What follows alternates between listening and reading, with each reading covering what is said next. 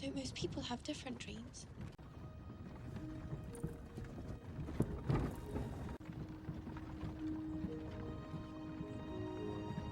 At last.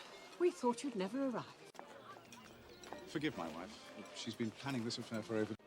I was a fool for not investing in his mad venture when... You have a tire of Quadville. I was wondering what it would be like to fly. Alice, meet me under the gazebo in precisely 10 minutes. We should. If we tell her, she won't... Wonder if your mother knows that you two swim naked in the Havisham... Hamish is going to ask for your hand. When you say yes... But I don't know if I want to marry Hamish. Imogen. When you don't want... I'll leave you to it. The decline of the aristocracy? The gardeners have planted white roses when I specifically asked for red. But my son has extremely delicate... If you serve Hamish the wrong foods, he could get... But you'll have to excuse me. I think I'm going mad. Marry me? Unless he renounces his throne. Lower? No.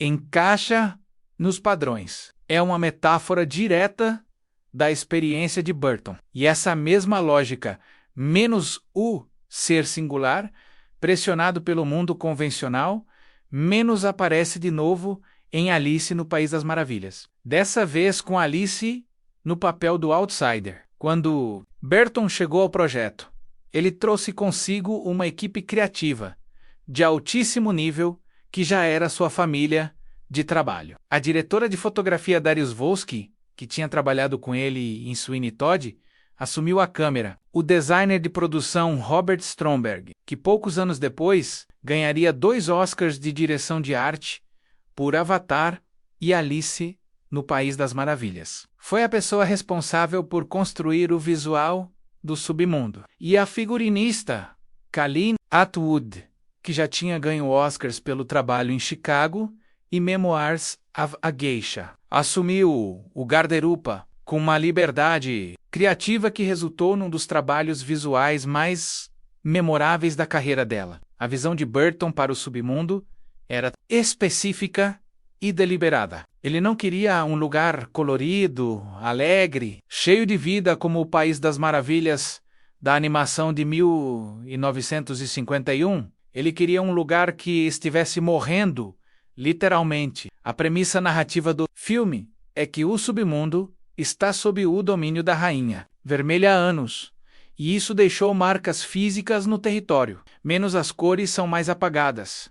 As criaturas estão assustadas. As flores parecem doentes. Burton disse numa entrevista que queria que o espectador sentisse o peso daquela opressão. Assim que Alice chegasse ao submundo, que o visual comunicasse antes mesmo de qualquer linha de diálogo, que aquele não era um lugar feliz. E esse contraste visual era intencional em outro nível também. A Inglaterra vitoriana do mundo real, onde Alice vive, no início do filme, é mostrada com paleta de cores frias, cinzentas, sufocantes, as roupas são rígidas, os espaços são apertados, os rostos das pessoas ao redor de Alice são fechados. É um mundo de regras não escritas e julgamentos silenciosos. E quando Alice cai no buraco e chega ao submundo, apesar de tudo estar oprimido pela Rainha Vermelha, há uma qualidade de luz e cor diferente. Uma abertura, uma possibilidade. Burton usou a paleta visual para dizer, desde o primeiro frame no submundo, que aqui pelo menos as regras podem ser quebradas. Outro elemento fundamental da visão de Burton foi a escala dos personagens. Ele decidiu que vários personagens do submundo teriam proporções físicas incomuns, menos alguns maiores do que o normal, outros menores, e que Alice própria mudaria de tamanho múltiplas vezes ao longo do filme. Essa escolha não era só fidelidade ao livro de Carol, onde Alice cresce e encolhe constantemente. Era também uma metáfora visual para o estado emocional da personagem. Alice, pequena demais, perdida, sem saber onde se encaixa. Alice grande demais, desajeitada, ocupando o espaço que o mundo ao redor dela acha demais. A jornada de Alice em direção ao tamanho certo é, no fundo, a jornada de encontrar o tamanho que ela mesma quer ter no mundo. Tim Burton falou várias vezes sobre a liberdade criativa que a Disney lhe deu nesse projeto. Ele disse que esperava mais interferência do estúdio, considerando o tamanho do orçamento e a importância da propriedade intelectual envolvida. Mas tanto o presidente da Disney na época, Dick Cook, quanto a divisão criativa do estúdio aparentemente decidiram confiar na visão de Burton quase completamente. O resultado foi um filme que tem uma identidade visual fortíssima e inconfundível. Você sabe que é um filme de Tim Burton nos primeiros 30 segundos, sem precisar ver o nome dele nos créditos, mas essa identidade também foi uma fonte de críticas. Alguns dos detratores do filme argumentaram que Burton estava tão preocupado com o visual que negligenciou a narrativa, que o roteiro de Wolverton tinha boas ideias, mas uma estrutura mecânica, e que Burton não fez nada para tornar essa estrutura mais orgânica, que o filme é essencialmente uma série de encontros visuais deslumbrantes conectados por uma linha de história relativamente previsível. É uma crítica que tem substância e o próprio Burton, em algumas entrevistas posteriores, admitiu que Alice no País das Maravilhas não era o trabalho do qual ele se sentia mais orgulhoso em termos de narrativa. Ele descreveu o processo de produção como caótico em alguns momentos, especialmente considerando a quantidade massiva de trabalho de efeitos visuais envolvida. Quando 90% do filme é tela verde. O diretor tem um desafio enorme de manter a coerência emocional cena a cena, porque o ambiente que vai conectar tudo visualmente só existe meses depois dentro de computadores. Dito isso, há momentos em Alice no País das Maravilhas que são puro Tim Burton no seu melhor. A cena do chá com o chapeleiro maluco, o momento em que o gato de Cheshire aparece aos pedaços no meio do nada. A sequência final de batalha, que tem uma grandiosidade épica que Burton raramente tentou em qualquer outro filme. É acima D. Tudo. A relação entre Alice e o chapeleiro. Dois outsiders que se reconhecem imediatamente um no outro, que não precisam de explicação para entender por que o outro existe da forma que existe. Essa relação entre Alice e o chapeleiro é, em muitos sentidos, o coração emocional do filme. E ela existe porque Mia Wasikowska e Johnny Depp criaram uma química real na frente das câmeras, mesmo com toda a mediação tecnológica envolvida. Mas entender o que Depp fez com aquele personagem menos e como Burton guiou essa performance para um lugar tão diferente de qualquer chapeleiro maluco que tinha existido antes, isso merece uma conversa separada, que é exatamente o que vem a seguir. Existe uma cena durante as filmagens de Alice no País das Maravilhas que Johnny Depp descreveu numa entrevista e que diz tudo sobre como ele se aproximou do chapeleiro maluco. Ele estava no set, de peruca laranja explosiva, maquiagem branca, olhos enormes e assimétricos, criados digitalmente em pós-produção, vestindo aquele casacão surrado e cheio de remendos, e ele percebeu que não conseguia andar de um jeito normal dentro daquele figurino. Cada elemento visual do personagem pedia um tipo de movimento diferente. Então ele começou a experimentar. Andou torto, parou de repente no meio do nada, girou sem razão aparente e disse que naquele momento o chapeleiro maluco simplesmente apareceu, que o personagem entrou no corpo dele por osmose. Depp revelou que se inspirou em duas fontes completamente inesperadas para construir o chapeleiro. A primeira foi o modelo e ícone da moda britânico dos anos 60, David Bowie, especialmente o Bowie da fase Ziggy Stardust, com toda aquela energia de gênero fluido, de identidade que desafia categorias, de presença que é ao mesmo tempo sedutora e inquietante. A segunda fonte foi algo bem mais sombrio. Depp disse que pensou no chapeleiro como alguém que sofreu um trauma profundo, que a loucura que ele exibe não é alegre ou ingênua a menos, é a loucura de alguém que viu coisas terríveis e encontrou na excentricidade uma armadura para continuar existindo. No roteiro, existe uma referência ao passado do chapeleiro antes da Rainha Vermelha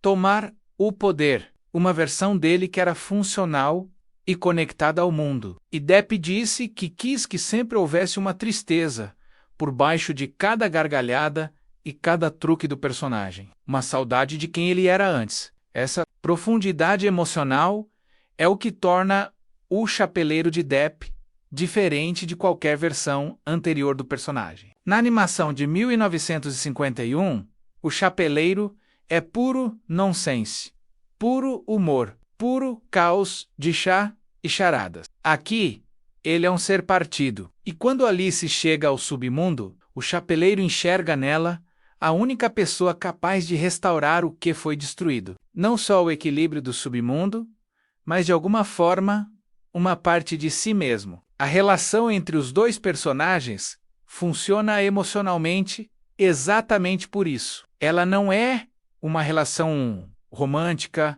não é uma relação de tutela, é o reconhecimento entre duas pessoas que são fundamentalmente estrangeiras no mundo onde foram colocadas. Mia Wasikowska tinha 19 anos quando o filme foi lançado e era praticamente desconhecida do grande público. Tim Burton conta que quando a viu em Treatment, a série da HBO onde ela interpretava uma jovem ginasta em conflito, ficou imediatamente convicto de que ela era Alice. Há uma qualidade específica na presença de Wasikowska. Menos uma seriedade tranquila, um olhar que processa o mundo antes de reagir a ele, que é exatamente o que Alice precisa ser. Não uma criança ingênua e encantada. Uma jovem mulher que está aprendendo, ao longo do filme, a confiar nos próprios instintos.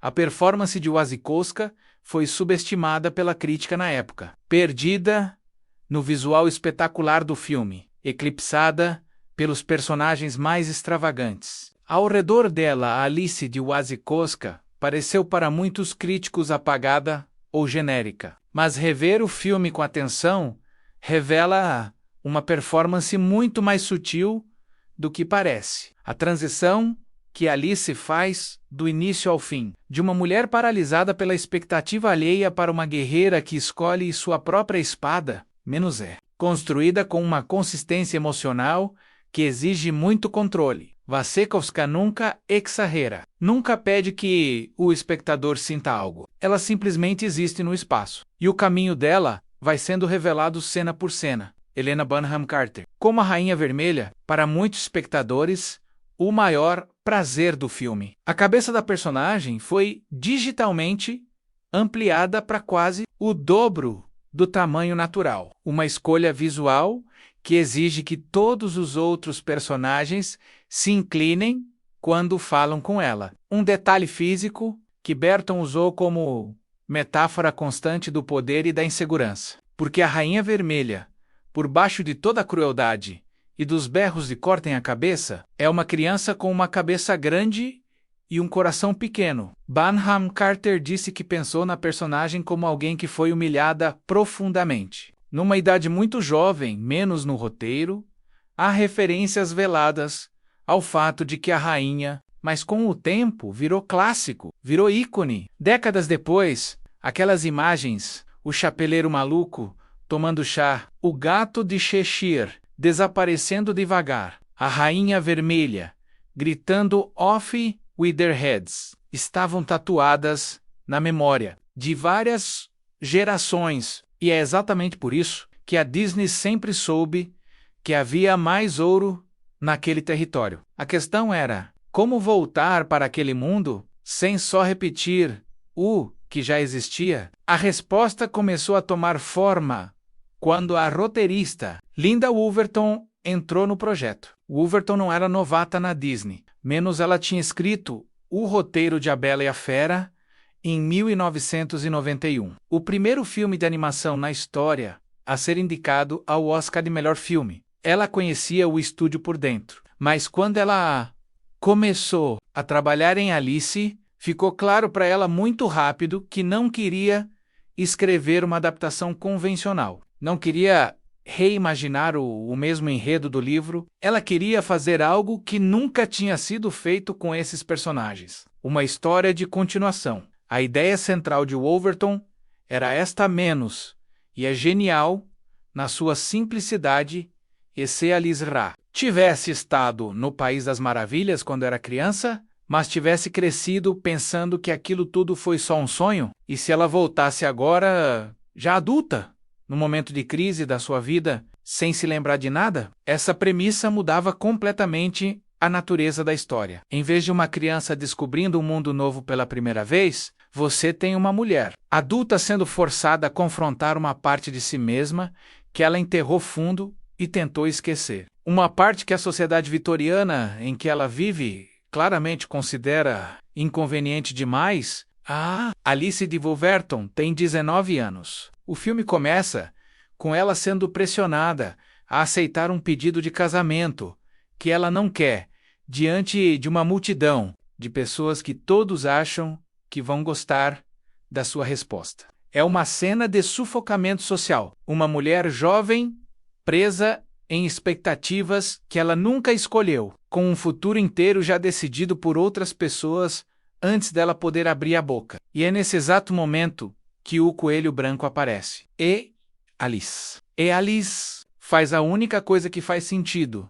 Ela foge. Ela pula no buraco. Ela escolhe o desconhecido ao invés do sufocamento. Wolverton disse em entrevistas que essa Alice era, de muitas formas, uma projeção de experiências pessoais. Ela estava passando por um momento complicado na vida quando escreveu o roteiro, perdas pessoais, mudanças grandes, a sensação de que o mundo estava pedindo para ela ser uma coisa que ela não era, e colocar Alice nessa encruzilhada foi uma forma de trabalhar isso. O País das Maravilhas, no roteiro de Wolverton, não é só um lugar de nonsense e fantasia. É um lugar onde Alice vai descobrir que ela tem coragem, que ela tem uma espada, que ela, e só ela, pode matar o Jabberwock e salvar o submundo, menos como lugar é chamado no roteiro. Em vez de País das Maravilhas,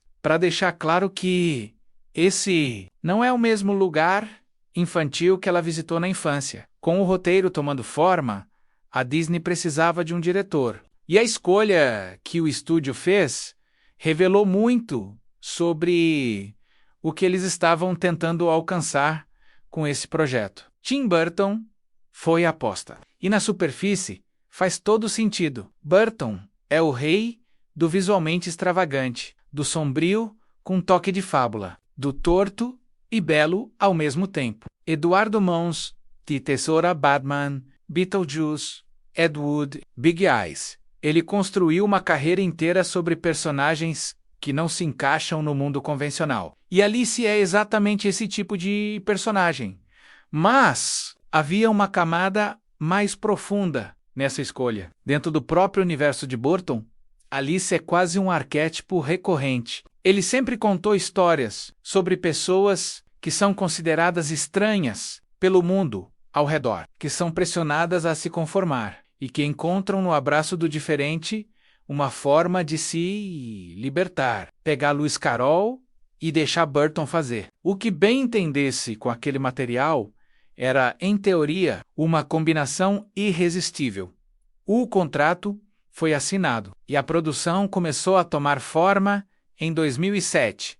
Em 2008, os produtores Richard Zanuck, Susan Todd e Jennifer Todd se juntaram ao Projeto Zanuck, que tinha uma carreira lendária em Hollywood, filho do cofundador da 20th Century Fox. Produtor de filmes como Jaws e Driving Miss Daisy, seria um dos últimos grandes trabalhos antes da sua morte em 2012. Ele sempre descreveu o projeto como algo que o entusiasmava de uma forma especial, exatamente por causa da ambiguidade criativa envolvida. Não havia um manual a seguir. Era terra nova e a questão do elenco demorou um tempo para se resolver. Para o papel de Alice, a Disney e Burton procuraram por muito tempo. Queriam uma atriz jovem, desconhecida o suficiente para que o público não carregasse nenhuma associação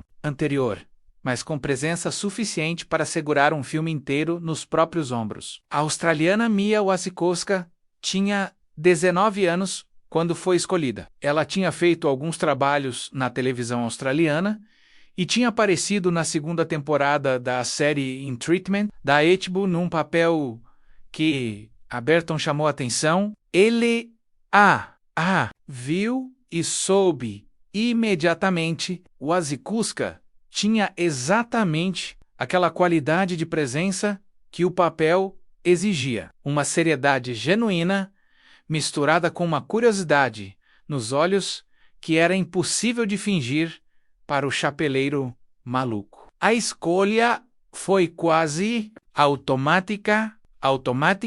Johnny Depp e Tim Burton já tinham trabalhado juntos em Eduardo Mãos, de Tesoura Ed Wood, Sleepy Hollow, Big Fish, Charlie e a Fábrica de Chocolate e Sweeney Todd. A relação entre os dois já era uma das parcerias mais criativas e frutíferas do cinema moderno. Mas o Chapeleiro Maluco seria o personagem mais incomum que Depp já tinha interpretado para Burton menos.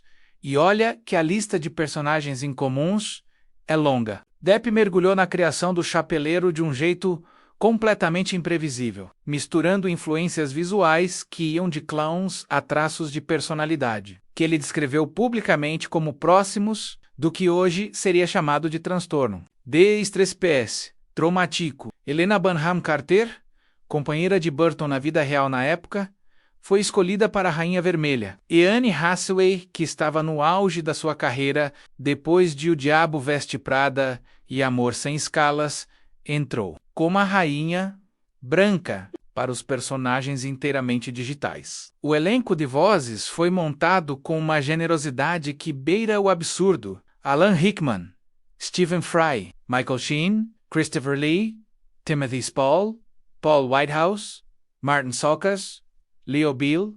Com tudo isso, no lugar o roteiro, o diretor, o elenco. As câmeras começaram a rodar em setembro de 2008, em locações na Inglaterra e em estúdios em Los Angeles. O que aconteceu durante aquelas filmagens e como aquele mundo foi construído do zero dentro de computadores é uma história à parte. Uma história que mostra tanto o poder quanto os limites da tecnologia no cinema. Tem um momento, numa entrevista de 2010, em que um jornalista pergunta a Tim Burton o que o atraiu em Alice no País das Maravilhas. E Burton responde com uma frase que resume tudo. Alice sempre foi minha favorita, porque ela nunca deixou que o mundo ao redor dela definisse. Ela estava num lugar completamente louco e ainda assim ela continuava sendo ela mesma. Para quem conhece a filmografia de Burton, essa resposta soa quase autobiográfica, porque essa descrição de Alice, um indivíduo singular num mundo que não o entende, que resiste à pressão de se conformar, é exatamente o que Tim Burton faz em quase todos os seus filmes. Timothy Walter Burton nasceu em 25 de agosto de 1958, em Burbank, Califórnia. Cresceu a poucos quilômetros dos estúdios da Disney, mas se sentiu completamente deslocado durante toda a infância. Ele era o tipo de criança que ficava em casa, desenhando criaturas estranhas enquanto os outros estavam lá fora brincando, introvertido, obcecado por filmes de terror e ficção científica dos anos 50 e 60. Fascinado por Vincent Price e pelos filmes de monstros da Hammer Horror, ele próprio admitiu várias vezes que não se encaixava menos nem na família, nem na escola, nem na vizinhança de subúrbio americano onde cresceu. E foi exatamente essa sensação de deslocamento que se tornou o combustível de toda a sua arte. Quando Burton entrou para a CalArts e California Institute of the Arts, a escola de artes fundada pela própria Disney e depois foi contratado como animador pelo estúdio no início dos anos 80. Ficou claro rapidamente que ele não era um animador convencional. Seus desenhos eram tortos demais, sombrios demais, estranhos demais para o estilo que a Disney cultivava na época. Ele foi eventualmente deslocado para um papel de desenvolvimento criativo que lhe deu mais liberdade. E foi aí que ele produziu o curta-metragem Vincent em 1982. Um poema visual em stop motion sobre um garoto obcecado por Vincent Price.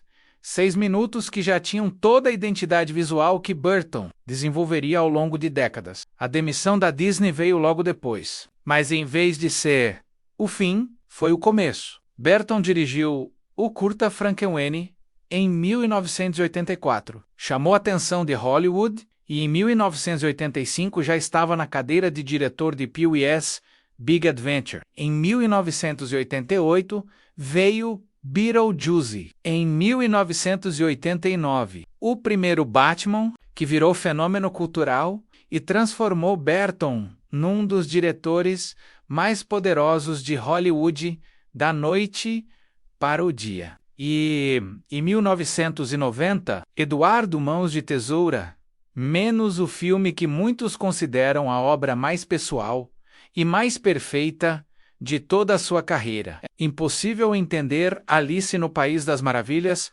sem entender o que Eduardo Mãos de Tesoura significa dentro da filmografia de Burton. Eduardo é um ser criado artificialmente por um inventor, abandonado antes de ser completado, incapaz de tocar as pessoas que ama sem machucá-las. Ele é gentil, é sensível, é extraordinariamente talentoso e o mundo não sabe o que fazer. A sociedade tenta moldá-lo, domesticá-lo, usá-lo para seus próprios fins e, eventualmente, o rejeita quando ele não se... Era março de 2010. O mundo ainda estava completamente hipnotizado pelo Avatar, do James Cameron, que tinha acabado de quebrar todo e qualquer recorde de bilheteria na história do cinema. Todo mundo achava que nenhum filme ia conseguir se aproximar daquilo tão cedo. E então, numa sexta-feira fria de março, um coelho branco apareceu no horizonte. E tudo mudou. Alice no País das Maravilhas, de Tim Burton, abriu nos cinemas no dia 5 de março de 2010. E, logo no primeiro final de semana, arrecadou 116 milhões de dólares só na América do Norte. 116 milhões em março, numa época do ano que Hollywood sempre tratou como temporada fraca, sem grandes lançamentos, sem expectativa de recorde. Esse filme não só quebrou o recorde de abertura do mês de março, ele destruiu o recorde que existia antes, pulverizou, e no mundo todo, naquele mesmo fim de semana, o total chegou a 220 milhões de dólares. Em um único fim de semana, no seu 85º dia em cartaz. Alice no País das Maravilhas cruzou a marca de $1 bilhão em bilheteria mundial, tornando-se, na época, apenas o sexto filme da história do cinema a conseguir esse feito. E olha o contexto disso. Esse era um filme de fantasia com uma protagonista praticamente desconhecida, dirigido por um cineasta que nunca tinha feito nada perto desse tamanho em termos de bilheteria. E ainda assim, $1 bilhão. Bilhão. Mas o que torna essa história realmente fascinante não é só o dinheiro, é a contradição enorme que esse filme carrega dentro de si. Porque, ao mesmo tempo que o público corria às salas de cinema, os críticos profissionais olhavam para a mesma tela e viam algo bem diferente. O Rotten Tomatoes registrou apenas 51% de aprovação da crítica especializada. O Metacritic deu uma pontuação de 53 em 100, classificando o filme como misto ou mediano. E mesmo assim, as pessoas iam de novo, e levavam os filhos e os amigos, e voltavam. Essa tensão entre o que a crítica disse e o que o público sentiu é uma das coisas mais interessantes sobre esse filme. E é exatamente por isso que vale a pena passar as próximas horas mergulhando em tudo o que aconteceu antes, durante e depois de Alice no País das Maravilhas chegar às telas. Você provavelmente conhece a história. Uma menina, um coelho branco, um buraco no chão, um mundo impossível do outro lado. Lewis Carroll criou Alice em 1865 e desde então a personagem nunca saiu do imaginário coletivo. Ela já apareceu em dezenas de adaptações, animações, filmes, séries, peças de teatro, óperas. A Disney já tinha feito uma versão animada em 1951, que até hoje é considerado um clássico. Então,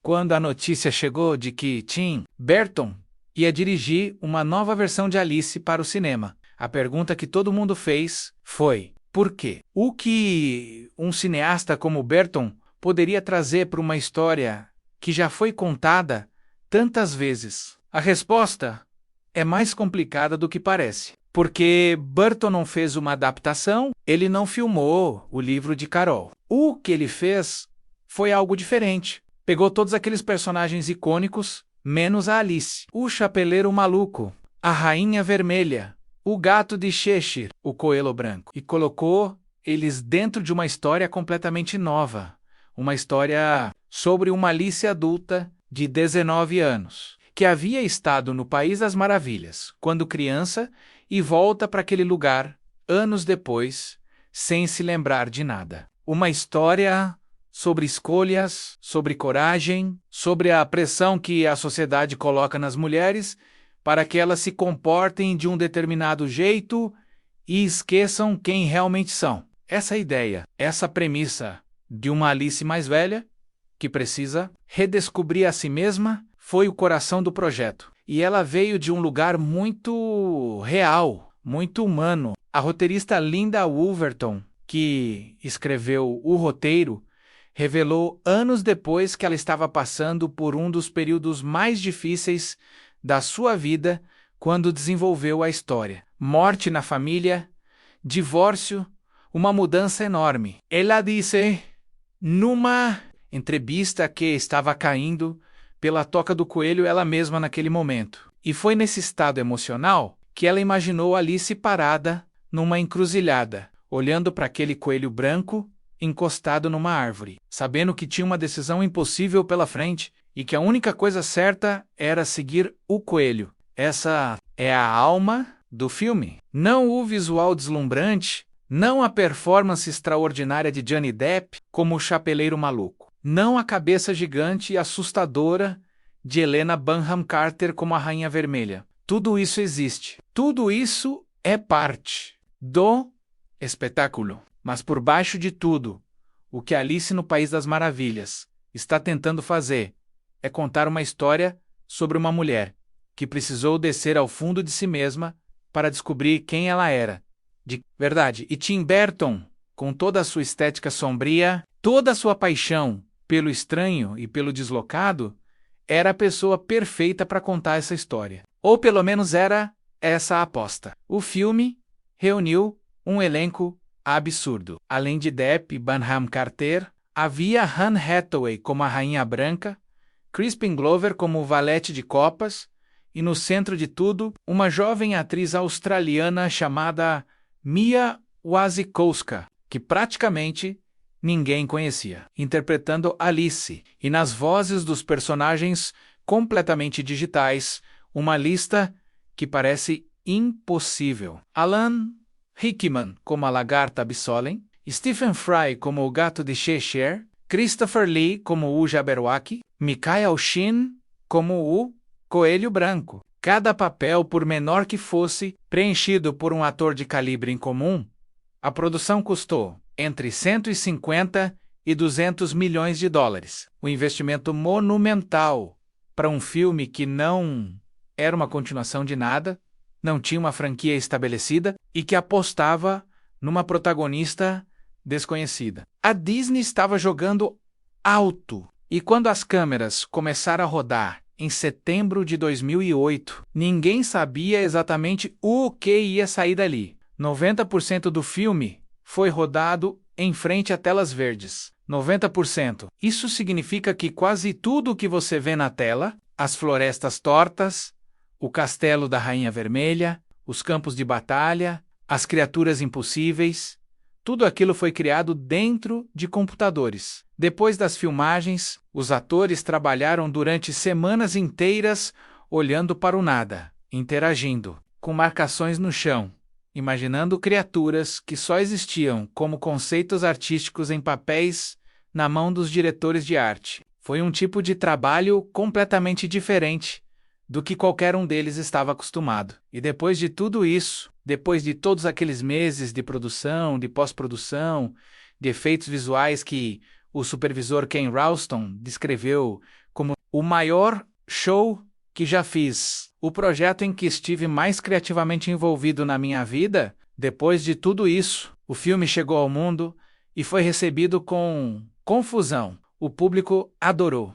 A crítica ficou dividida ao meio. E o dinheiro não parou de entrar. E aí está o paradoxo de Alice no País das Maravilhas. É um filme que, ao mesmo tempo, é superficial e profundo, visualmente deslumbrante e narrativamente irregular. Comercialmente um fenômeno absoluto e artisticamente um objeto de debate que continua até hoje. É o tipo de filme que faz você se perguntar: que exatamente estamos procurando quando sentamos numa sala escura para assistir a uma história? Queremos arte ou entretenimento? Queremos ser desafiados ou queremos ser levados para longe por um momento? E talvez a resposta honesta seja: queremos as duas coisas ao mesmo tempo. E Alice no País das Maravilhas dá uma delas muito bem, tropeça na outra às vezes. Mas nunca,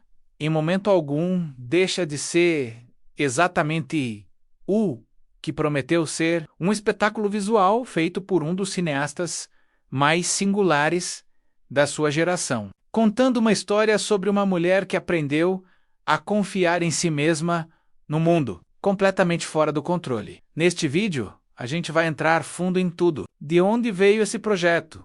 como foi a produção caótica e criativa ao mesmo tempo. O que cada personagem representa de verdade. Como o filme se conecta com a obra original de Carol, o que aconteceu nas bilheterias e na temporada de prêmios. E por que mais de 15 anos depois do seu lançamento, esse filme ainda gera conversas tão acaloradas. E no fim, a gente vai entender por que Alice no País das Maravilhas não foi só um filme, foi o estopim de uma era inteira do cinema da Disney. Uma era que mudou completamente o estúdio e a indústria.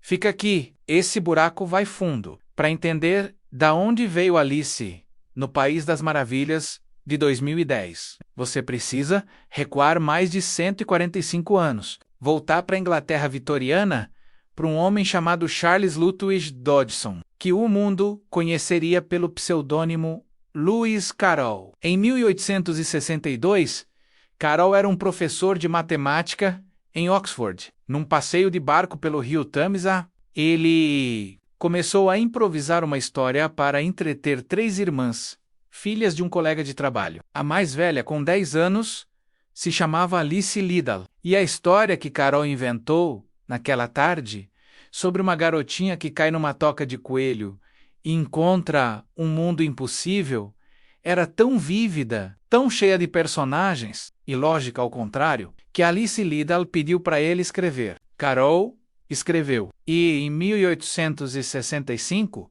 o livro foi publicado com o título Alice's Adventures in Wonderland. Em 1871, veio a continuação, Through the Looking Glass, com novos personagens, entre eles a Rainha Vermelha e o Jabberwock. Os 2 livros juntos formaram um dos textos mais influentes da história da literatura, traduzidos para mais de 100 idiomas, estudados em universidades, citados por filósofos, matemáticos, psicólogos e artistas de todas as gerações. A Disney já tinha colocado a mão nessa história uma vez antes, e de forma memorável. Em 1951, o estúdio lançou sua versão animada de Alice no País das Maravilhas, com a voz de Catherine Beaumont, dando vida à protagonista. O filme não foi um grande sucesso comercial, na época menos, na verdade, foi considerado uma decepção nas bilheterias quando estreou. Branca sempre foi preferida pelos pais, e que essa humilhação original virou a ferida que explica todos os excessos. Ela não é só uma vilã, ela é uma mulher que nunca aprendeu outra forma de se proteger além do terror Anne Hathaway. Como a Rainha Branca, tomou uma decisão interpretativa ousada que dividiu opiniões. Em vez de jogar o personagem com a bondade radiante e direta que o texto sugere, Hathaway criou uma Rainha Branca, levemente perturbadora, menos os gestos afetados. As mãos sempre levantadas como se não quisesse tocar em nada. O sorriso um pouco largo demais. Ela disse que pensou na personagem como alguém que jurou nunca praticar violência e que leva esse voto a um extremo patológico. Uma bondade que, na verdade, é uma forma de negação da realidade. É uma leitura interessante e subversiva, mas que o filme não desenvolveu completamente, o que deixou o personagem parecendo estranho sem explicação para quem não conhecia a intenção por trás da performance Crispin Glover. Como o balete de Copas e Losovich Stein trouxe aquela energia esquelética e inquietante que ele já tinha demonstrado em De Volta para o Futuro décadas antes. O valete é o braço direito da Rainha Vermelha, o executor das suas ordens. E Glover o jogou com uma mistura de devoção obcecada e desprezo mal disfarçado. O servo que odeia quem serve, mas não sabe existir sem essa relação. Um personagem que podia ter sido só um vilão de segundo escalão, virou algo bem mais texturizado.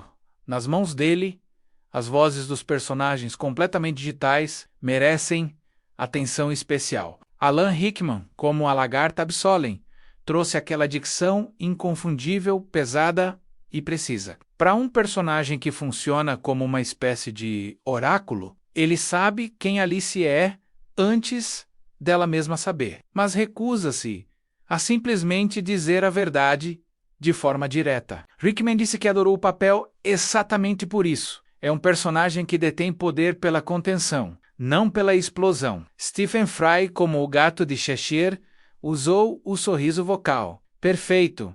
Há algo genuinamente felino na forma como Fry modula a voz, aparecendo e desaparecendo da conversa, como o próprio personagem aparece e desaparece da cena.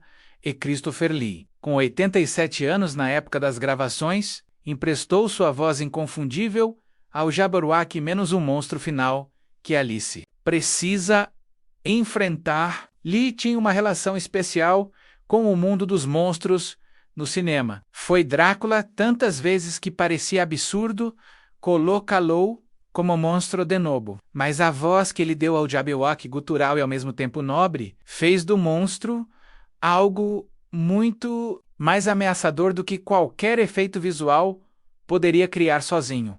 O que une todos esses personagens, todos esses atores, todas essas performances, é uma decisão consciente de Burton, de pegar arquétipos que o público conhecia de memória e os torcer levemente fora do eixo esperado. Ninguém está onde você espera encontrá-los, emocionalmente. A Rainha Vermelha tem vulnerabilidade. O Chapeleiro tem dor. A Rainha Branca tem estranheza. E Alice, que deveria ser a mais simples de todas, na verdade a que tem a jornada mais complexa. É um elenco que funcionou porque cada ator entendeu que não estava numa pantomima. Estava num filme sobre identidade, sobre coragem, sobre o custo de ser quem você é num mundo que quer que você seja outra coisa. Cada personagem, nos seus próprios termos, está lidando com alguma versão dessa questão. E é essa camada humana, menos por baixo das cabeças gigantes e dos gatos que desaparecem e dos sorrisos sem rosto, que deu ao filme uma vida emocional que o público sentiu, mesmo que nem sempre soubesse nomear o que estava sentindo. Em setembro de 2008, as câmeras começaram a rodar em locações na Inglaterra, menos especialmente em Cornwall e em Anthony House, uma mansão do século XVIII que se tornou a casa da família de Alice no filme. Anthony House foi escolhida por Tim Burton exatamente por sua qualidade de rigidez vitoriana. Os corredores altos, os jardins formais, a geometria fria da arquitetura, era o lugar perfeito para comunicar visualmente o mundo sufocante do qual Alice precisava escapar. O contraste com o submundo caótico e orgânico, que viria depois,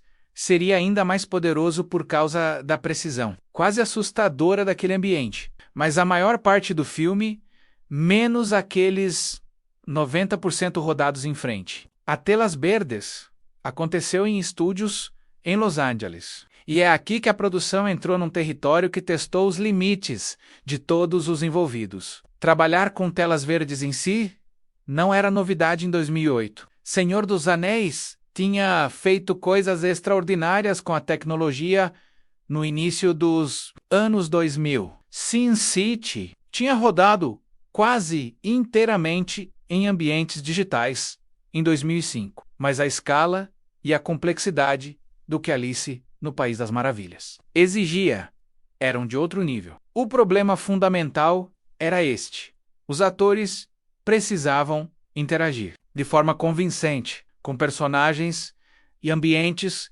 que simplesmente não existiam. Mia Wasikowska passou semanas inteiras olhando para marcações no chão que indicavam onde um personagem digital estaria depois menos. Mas o personagem em si só existia como um conceito, um rascunho de arte, uma descrição verbal. Para o gato de Cheshire, que aparece e desaparece por partes, os atores não tinham nenhuma referência física. Stephen Fry gravou suas falas separadamente. E a equipe de efeitos visuais construiu o personagem inteiramente em computadores. Na cena mais famosa do gato, quando só o sorriso dele permanece visível no ar, não havia nada na frente dos atores. Absolutamente nada. Ken Ralston, o supervisor de efeitos visuais do filme, tinha uma história longa e extraordinária no cinema. Ele tinha trabalhado em Forrest Gump, em Who Framed Roger Rabbit, na trilogia original de Star Wars, mas em entrevistas. Ele descreveu Alice no País das Maravilhas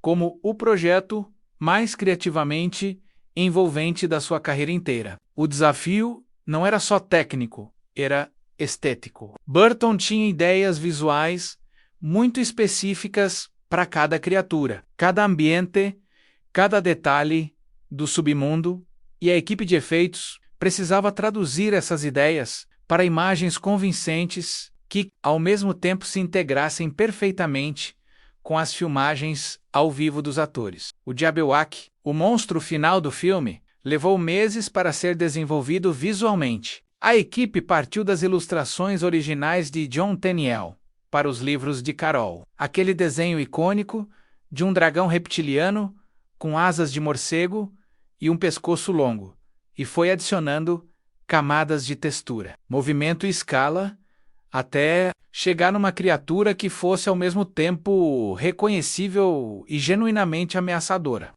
Christopher Lee gravou suas falas num estúdio de som em Londres. As rugidos e sons adicionais do monstro foram criados por uma equipe de design de som em separado. E a animação digital foi montada em cima de tudo isso, frame por frame, para criar uma criatura que os atores nunca viram de verdade durante as filmagens. Os habitantes do submundo, especialmente as tropas de soldados de cartas da Rainha Vermelha e as criaturas estranhas da floresta, menos foram criados, através de uma combinação de atores em trajes físicos e amplificação digital. Em muitos casos, um ator seria filmado para capturar o movimento e a expressão, e depois a aparência visual seria completamente substituída digitalmente em pós-produção. Era uma versão mais avançada e complexa do que Peter Jackson tinha feito com Galan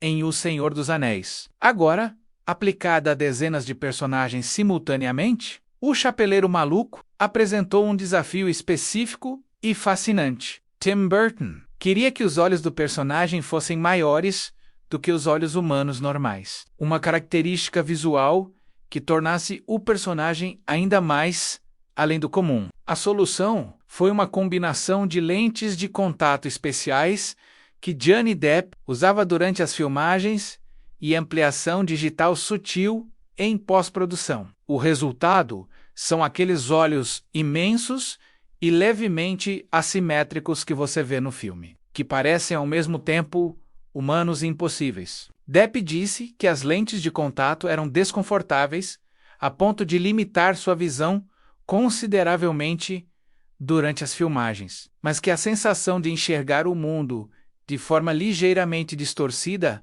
ajudava a entrar no estado mental do personagem. A Rainha Vermelha, interpretada por Helena Bonham Carter, teve a cabeça digitalmente aumentada em aproximadamente 70%. Isso criava um problema prático enorme.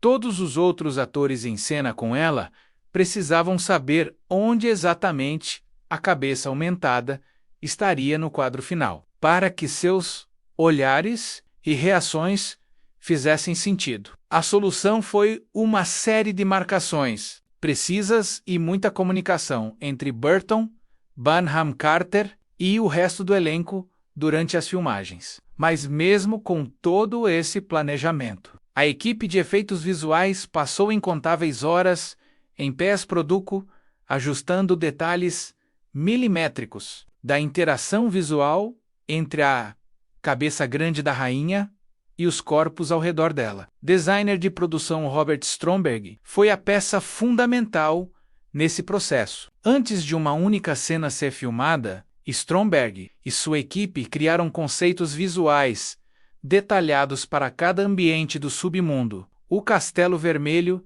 da Rainha Vermelha, com seus fossos cheios de cabeças cortadas. A Floresta de Cogumelos Gigantes, onde a lagarta Absolem habitava. Os campos abertos, onde a batalha final aconteceria. Esses conceitos não eram só referências para a equipe de efeitos visuais, eram o mapa emocional do filme. Cada ambiente tinha uma paleta de cores, uma textura, uma qualidade de luz que comunicava o estado do submundo naquele momento da história. O trabalho de Stromberg foi reconhecido com o Oscar de melhor direção de arte em 2011, menos um dos 2 Oscars que o filme ganhou. Colleen Atwood ganhou o outro por melhor figurino. E é justo dizer que esses 2 Oscars capturam exatamente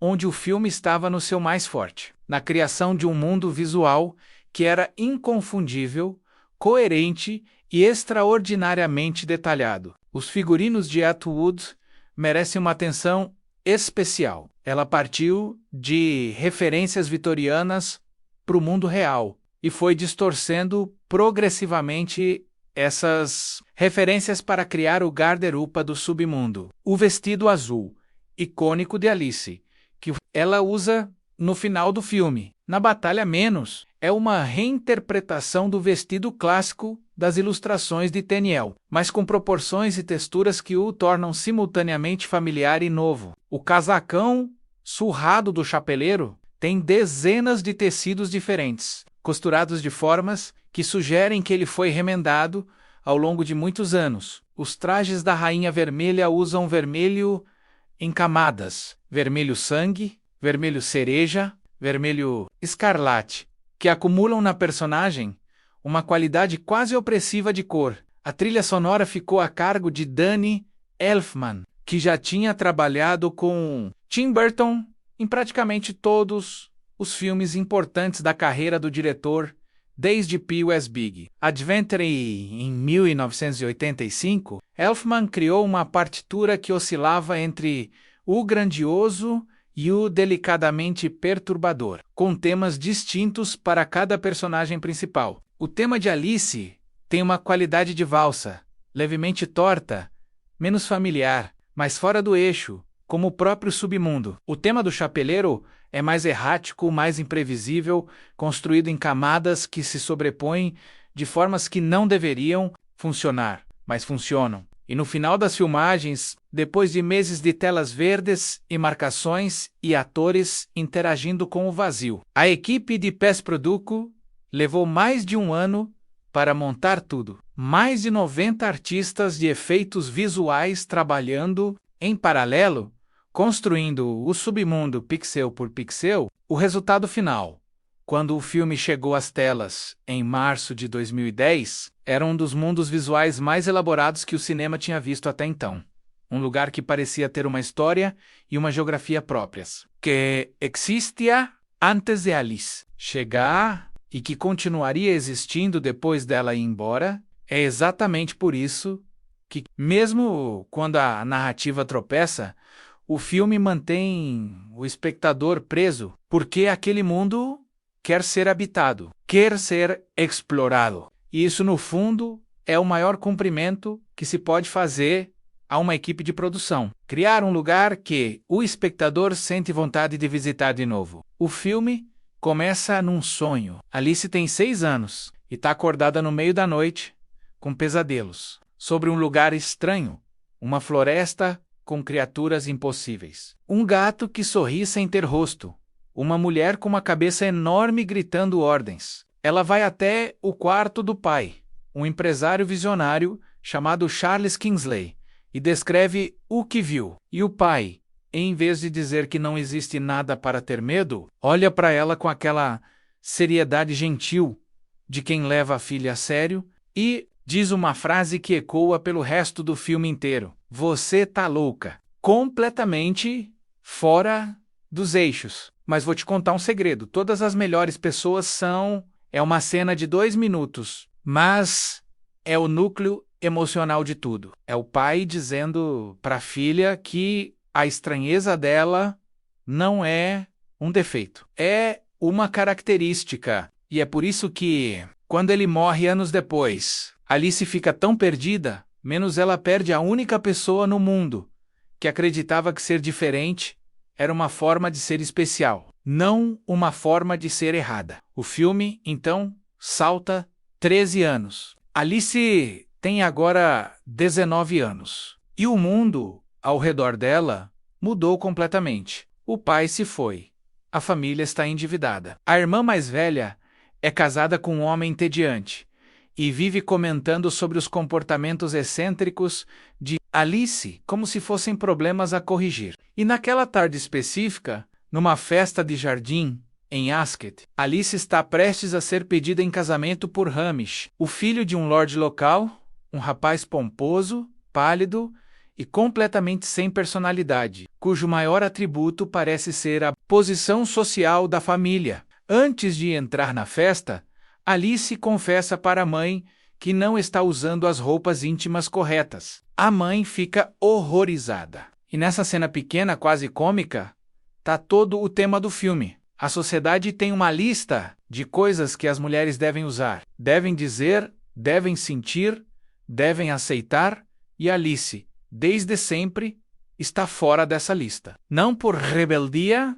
intelectual, por natureza, ela simplesmente não consegue fingir que é o que não é. No jardim, entre rosas e chapéus extravagantes, Hamish se ajoelha. Para todo mundo, sorri. E Alice vê, no canto da sua visão, um coelho branco, com um colete e um relógio. De bolso, andando apressado em direção a uma árvore enorme. Ela olha para o coelho, olha para Hamish ajoelhado e faz o que sempre foi inevitável. Ela corre atrás do coelho, o buraco na raiz da árvore a engole em segundos e Alice cai. A queda é longa e enquanto ela cai, passa por uma série de objetos flutuantes que já estavam naquela queda menos móveis. Globos, mapas, cartas de baralho, instrumentos musicais, menos criando aquela qualidade de memória suspensa que caracteriza a toca do coelho no imaginário de Lewis Carroll. É um momento de transição, não só física, mas psicológica. Alice está saindo do mundo de regras implacáveis e entrando num lugar onde as regras são outras ou não existem. Ela cai numa sala com muitas portas. Encontra uma garrafa rotulada Beba-me e uma chave dourada para uma porta minúscula que revela, do outro lado, o submundo. Isso é tudo fiel ao livro, com uma diferença importante. Quando Alice finalmente consegue atravessar a porta pequena e entra no submundo, ela não está chegando pela primeira vez.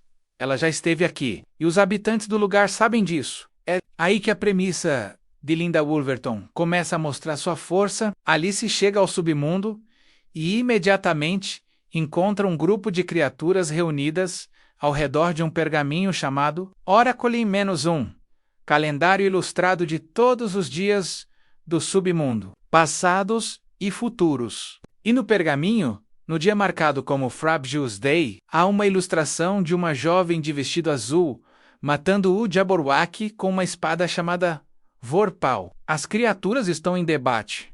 Essa Alice que chegou é a Alice certa? É ela que está destinada a matar o Jabberwock e acabar com o reinado de terror da Rainha Vermelha? O gato de Cheshire, a lebre de março, o dodo, os gêmeos Tweedledee e Tweedledum, menos todos têm opiniões diferentes. E o chapeleiro maluco, que aparece pela primeira vez nessa cena, olha para Alice com uma mistura de esperança e tristeza. Ele a reconhece, mas ela não o reconhece. Para Alice, tudo aquilo é confuso, assustador e claramente impossível. Ela continua insistindo, ao longo dessa primeira parte do filme, que tudo isso é apenas um sonho particularmente vívido. Isso é um sonho, então nada disso importa. Ela repete para si mesma menos como um mantra de proteção contra a realidade do que está acontecendo. Essa recusa de Alice em aceitar o submundo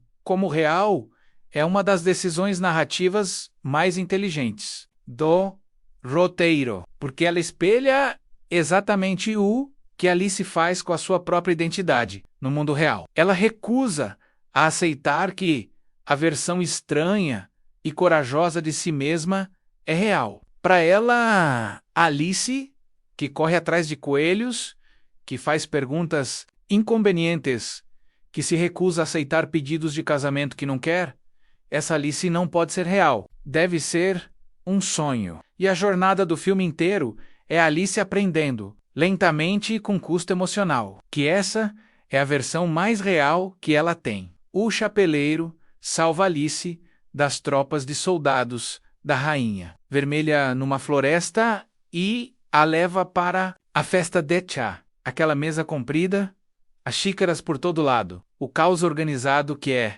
o chá permanente do chapeleiro. E é aqui, nessa cena, que a relação entre os dois personagens toma forma de verdade. O chapeleiro conta a Alice em Fragmentos U, que aconteceu com o submundo, como a Rainha Vermelha tomou o poder, como o chapeleiro e seus amigos perderam. Tudo, como o submundo ficou partido, e faz isso de um jeito que não é nem discurso nem lamento. É conversa. É alguém contando uma história para uma pessoa em quem confia, mesmo sabendo que essa pessoa não se lembra ainda de quem é.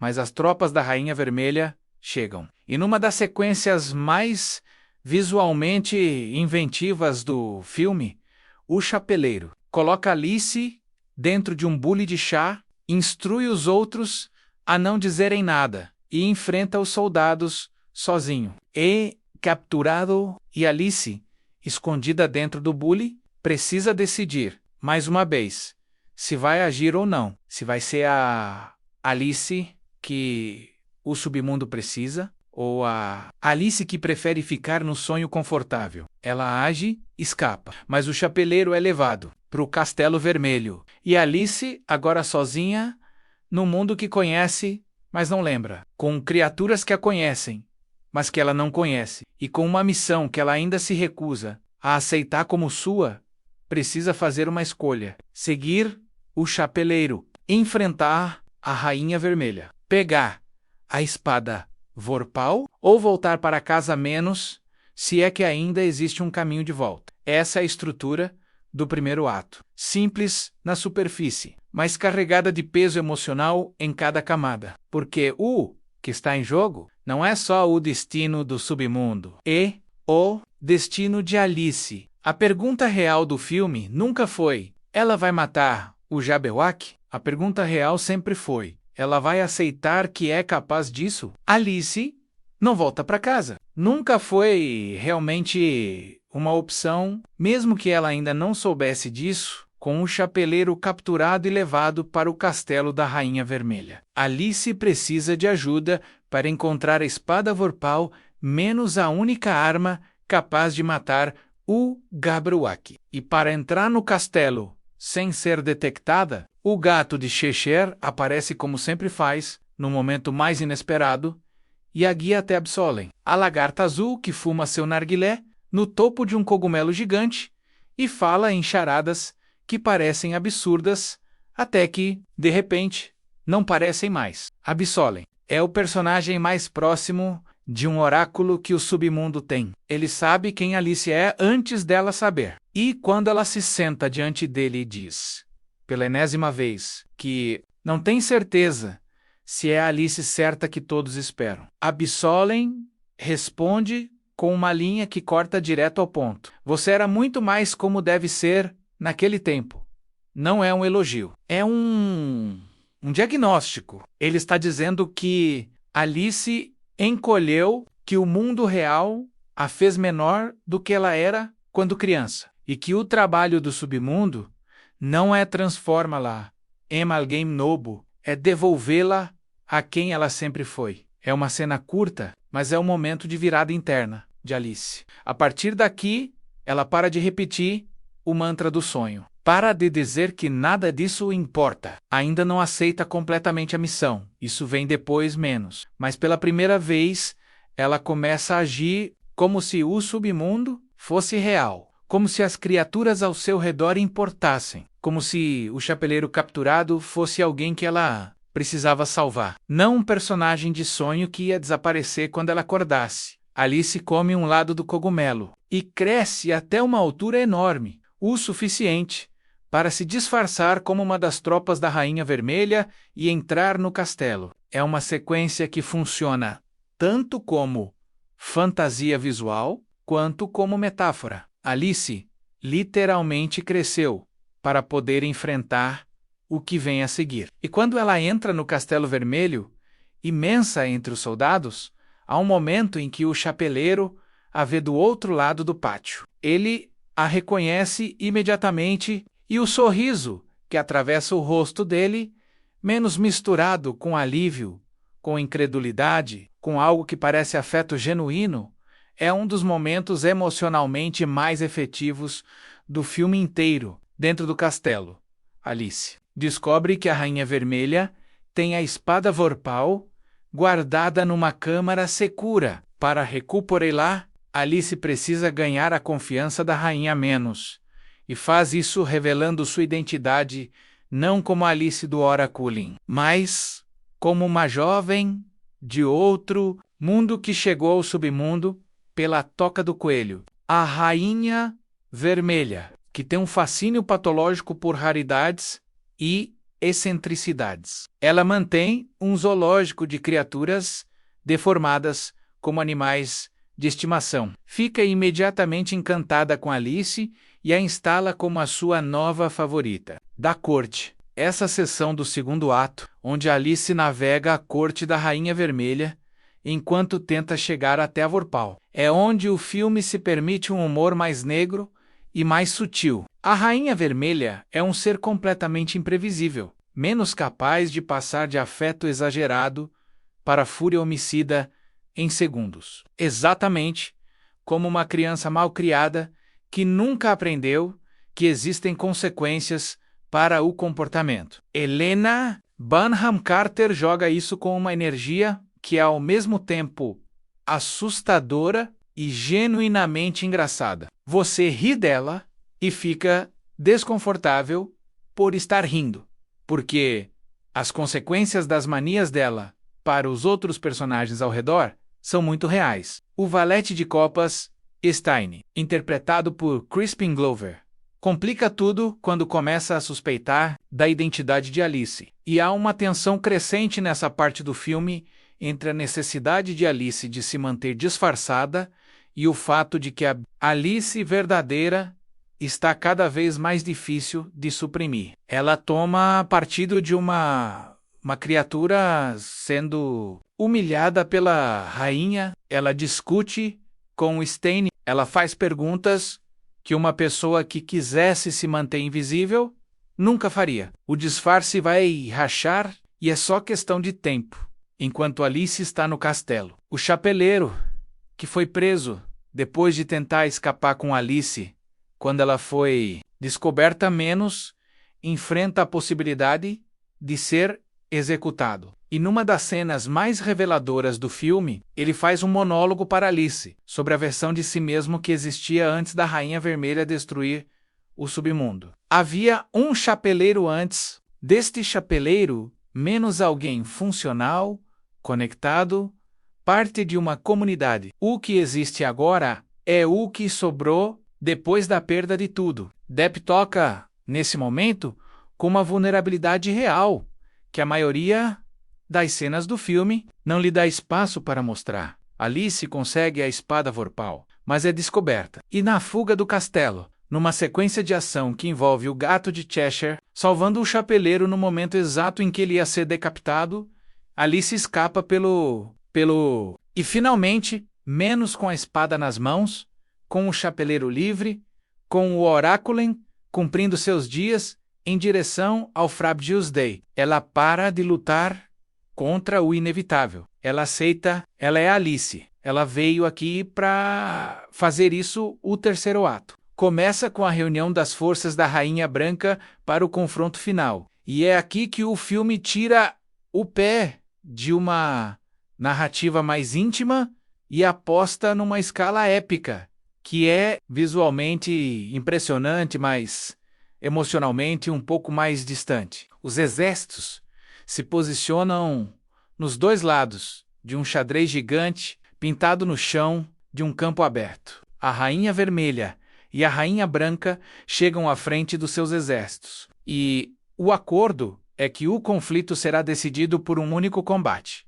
Alice pela Rainha Branca, contra o Jabberwock pela Rainha Vermelha. A Batalha de Alice contra o Jabberwock é longa, elaborada e usa toda a capacidade visual da produção. O Jabberwock é enorme, veloz e claramente superior em força bruta. Alice, no começo, recua, ela está com medo. E no momento no topo de uma torre em ruínas, lutando para não cair enquanto o monstro a pressiona, ela murmura para si mesma os medos que a paralisaram a vida inteira. Isso não é possível. Isso não é real.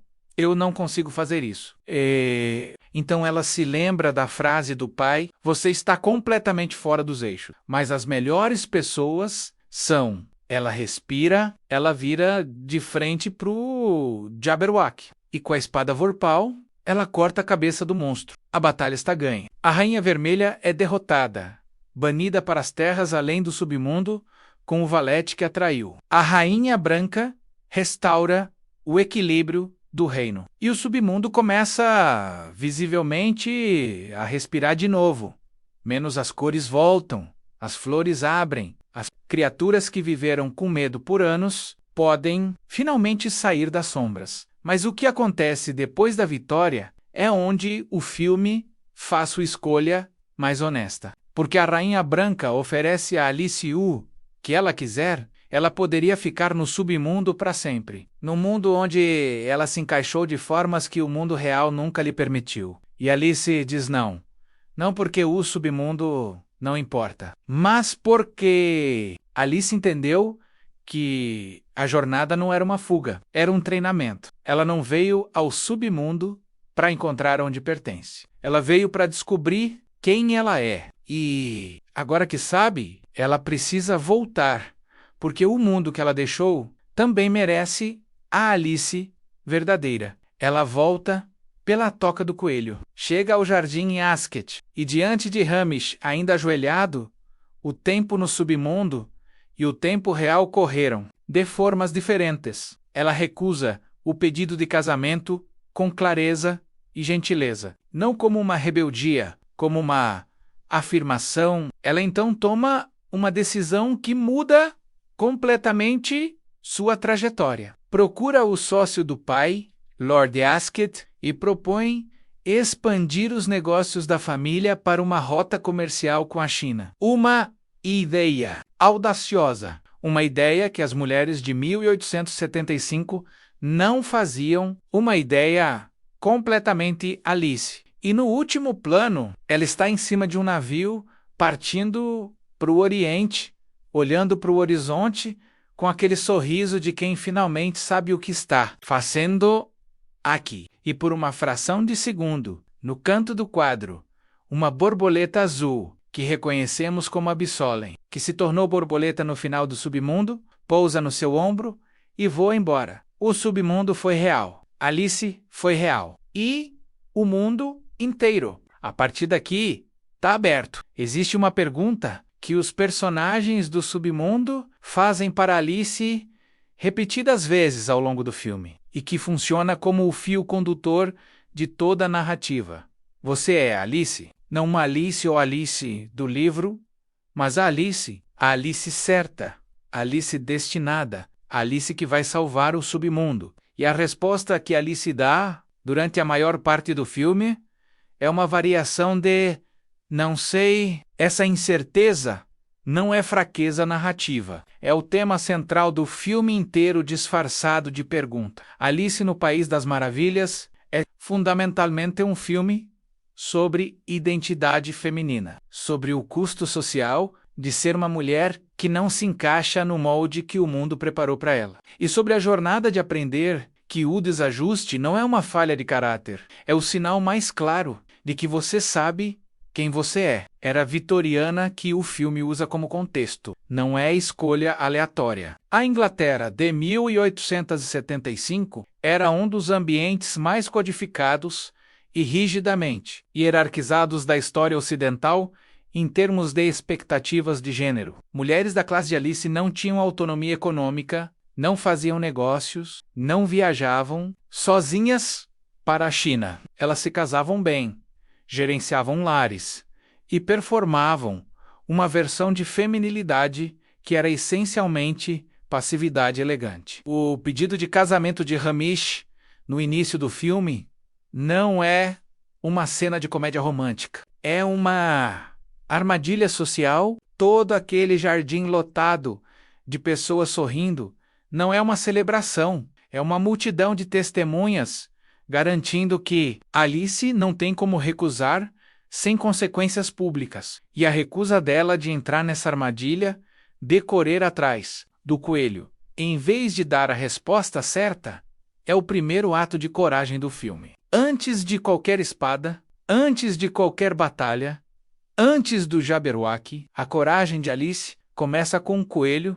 e uma pergunta que ela ainda não sabe como responder, mas que ela se recusa a deixar outra pessoa responder por ela. O submundo funciona em termos simbólicos, como o inconsciente de Alice. Não o inconsciente no sentido clínico e técnico, mas no sentido mais humano. O lugar onde todas as coisas que o mundo real não consegue conter continuam existindo. As criaturas impossíveis, as regras que se dobram, os personagens que dizem verdades que ninguém no Jardim de Ascot jamais diria em voz alta. O gato de Cheshire, que aparece e desaparece, é o tipo de clareza que só existe em momentos de quietude. Aquele pensamento que aparece e some antes que você consiga agarrá-lo completamente. A rainha vermelha que grita ordens e corta cabeças. É a ansiedade social encarnada menos o julgamento do outro tornado figura. Física e aterrorizante. E o chapeleiro maluco. Talvez o símbolo mais complexo do filme representa a parte de Alice que já foi destruída pela pressão de se conformar. Ele era alguém antes de tudo isso. Tinha um lugar no mundo, tinha conexão, tinha propósito. E quando o submundo foi tomado pela Rainha Vermelha, menos quando a voz do julgamento e do controle assumiu o poder, o chapeleiro partiu. Não fisicamente, internamente. A loucura dele não é libertadora como nas versões mais leves do personagem. É a loucura de alguém que sobreviveu a algo que o quebrou e que encontrou no humor e no absurdo uma forma de continuar funcionando. É a parte de Alice que sofreu, que encolheu, que se quebrou um pouco cada vez que alguém disse que ela era estranha demais, sonhadora demais, inconveniente demais. Quando Alice salva o chapeleiro no castelo, ela não está só resgatando um amigo, ela está resgatando essa parte de si mesma. O Jabberwock é o medo final, o obstáculo que todas as outras jornadas do filme estavam preparando Alice para enfrentar. E o que torna o simbolismo do Jabberwock tão efetivo é que ele não é um vilão com motivos ou história. Ele é simplesmente enorme, simplesmente aterrorizante, simplesmente poderoso demais para qualquer lógica racional. É o medo puro. O tipo de medo que paralisa não porque faz sentido, mas porque é grande demais. E a única coisa que derrota esse tipo de medo, o filme diz, não é lógica ou planejamento. É a decisão de virar de frente para ele mesmo. Sem garantia de que você vai sobreviver à frase do pai, você está completamente fora dos eixos. Mas as melhores pessoas é o talismã emocional do filme. Ela aparece no início, some por quase toda a duração e retorna exatamente no momento em que Alice mais precisa dela. E o que ela representa é algo muito específico. A ideia de que ser diferente não é um problema a resolver. É uma característica a honrar. O pai de Alice não tentou consertar a filha. Ele nomeou o que ela era e disse que era uma coisa boa. E essa nomeação, essa aceitação genuína, menos que Alice, passa o filme inteiro tentando reconstruir dentro de si mesma. Agora que o pai não está mais lá para dizê-la, há um simbolismo visual recorrente no filme que vale a pena notar. O tamanho de Alice. Ela cresce e encolhe várias vezes ao longo da história. e cada mudança de tamanho corresponde a um estado emocional específico. Quando ela é pequena demais, está perdida, sem saber quem é, sem ter agência sobre o próprio. Ispa! Ou, quando é grande demais, está desarreitada, ocupando mais espaço do que o ambiente suporta menos. A Alice, que é inconvenientemente grande para o conforto alheio. E quando ela finalmente encontra o tamanho certo para a batalha final, não é o tamanho que os outros prescreveram. É o tamanho que ela escolheu as duas. Reinas, vermelha e branca, menos funcionam como dois extremos opostos de feminilidade, que o filme posiciona como igualmente problemáticos. A Rainha Vermelha é o controle total, o domínio pelo terror, a vontade de poder sem limite moral. Ela é o que acontece quando a ferida não cicatriza e vira armadura. A Rainha Branca, por outro lado, com seus gestos afetados e sua recusa de praticar qualquer violência, representa uma bondade tão extrema que se torna a desconexão da realidade, uma feminilidade perfeita que é na prática uma forma de ausência. Alice não é nenhuma nem outra. Ela é a terceira opção que nenhuma das rainhas representa, uma mulher que tem tanto coragem quanto compaixão, que pode segurar uma espada sem perder a humanidade. A borboleta no plano final é o último símbolo do filme e um dos mais elegantes. Absolem, a lagarta, disse a Alice que ela não era ainda a pessoa que deveria ser, que estava num processo de transformação e no final ele virou borboleta. Não é coincidência que isso aconteça exatamente quando Alice completa a sua própria transformação. Os dois personagens passaram pelo mesmo processo de metamorfose em paralelo, cada um no seu próprio mundo. E quando a borboleta azul pousa no ombro de Alice no navio e voa embora, é como se a Absolem estivesse dizendo: você chegou lá, agora vá. É um filme que fala para crianças em camadas de aventura visual e que fala para adultos em camadas de reconhecimento emocional. E o que o torna duradouro, o que o mantém relevante mais de 15 anos depois, é que a questão central que ele levanta não envelheceu. A pressão que Alice sente em 1875 não é tão diferente da pressão que mulheres jovens sentem hoje. O jardim mudou, os chapéus são outros. Hamish tem outro nome, mas o coelho ainda está ali no canto da visão, esperando que alguém tenha coragem suficiente para largar tudo e correr. E a pergunta que o filme deixa no ar, você é Alice, nunca foi uma pergunta sobre destino ou profecia. Foi sempre uma pergunta sobre escolha. Você vai ser a pessoa que o Oraculin já sabia que você podia ser? Ou vai continuar insistindo que tudo isso é só um sonho? Quando a Disney marcou o lançamento de Alice no País das Maravilhas para o dia 5 de março de 2010, a decisão foi recebida com ceticismo em alguns círculos de Hollywood. Março não era mês de blockbuster. Era o mês em que os estúdios colocavam filmes que não confiavam o suficiente para disputar o verão americano. Ou filmes menores, que precisavam de um espaço mais tranquilo para respirar. Lançar um filme com orçamento entre 150 e 200 milhões de dólares em março era uma aposta pouco convencional. Mas a Disney tinha um argumento poderoso do lado dela. Tim Burton, Johnny Depp e uma das propriedades intelectuais mais reconhecidas da história da cultura popular. E tinha mais uma coisa, o 3D. Avatar, de James Cameron, tinha saído em dezembro de 2009 e estava praticamente redefinindo o que o 3D podia ser numa sala de cinema. A Disney e Burton tomaram a decisão de converter Alice no País das Maravilhas para 3D. Em pós-produção, o filme não foi filmado originalmente em 3D como Avatar, mas passou por um processo de conversão que, apesar de não atingir o mesmo nível de profundidade tridimensional, era suficiente para capitalizar no entusiasmo do público com a tecnologia. E a estratégia funcionou de formas que pouquíssimas pessoas previram. no primeiro final de semana. Alice, no País das Maravilhas, arrecadou 116 milhões de dólares somente na América do Norte. Para ter uma referência, o recorde anterior de abertura de um filme em março pertencia a 300 de Zack Snyder, lançado em 2007, com 70 milhões de dólares. Alice não só quebrou esse recorde, ela o aumentou em quase 70% de uma só vez. Internacionalmente, naquele mesmo fim de semana, o filme arrecadou outros 104 milhões de dólares, chegando a um total global de aproximadamente 220 milhões de dólares em 3 dias. Era um resultado que colocava o filme imediatamente entre as maiores estreias da história do cinema até aquele momento. A corrida para $1 bilhão foi igualmente impressionante. O filme cruzou a marca de 500 milhões de dólares mundiais, com apenas 2 semanas de exibição, e no seu 85º dia em cartaz. Alice,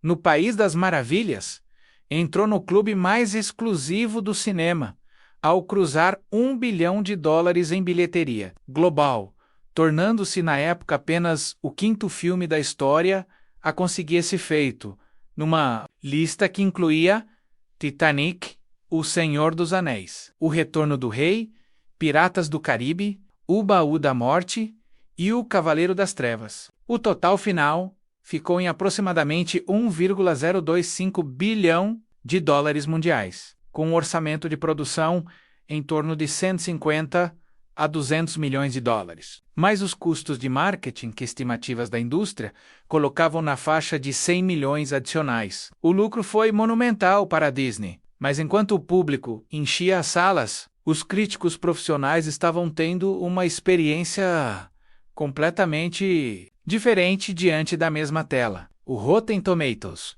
o agregador de críticas mais consultado do mundo anglófono, registrou uma aprovação de apenas 51% da crítica especializada para Alice no País das Maravilhas. Um número que, para um filme desse tamanho e ambição, é bastante baixo. O Metacritic foi ainda mais preciso na sua frieza, 53 pontos em 100, classificado na sua escala como críticas mistas ou medianas. O IMDb, que agrega a avaliação do público em geral, chegou a uma nota próxima de 6,4 de 10-U, que também não é exatamente um endosso entusiasmado. As críticas negativas tendiam a convergir em alguns pontos específicos. Roger Ebert, do Chicago Sun-Times, um dos críticos mais respeitados da sua geração, escreveu que o filme era tecnicamente impressionante, mas emocionalmente frio, e que a narrativa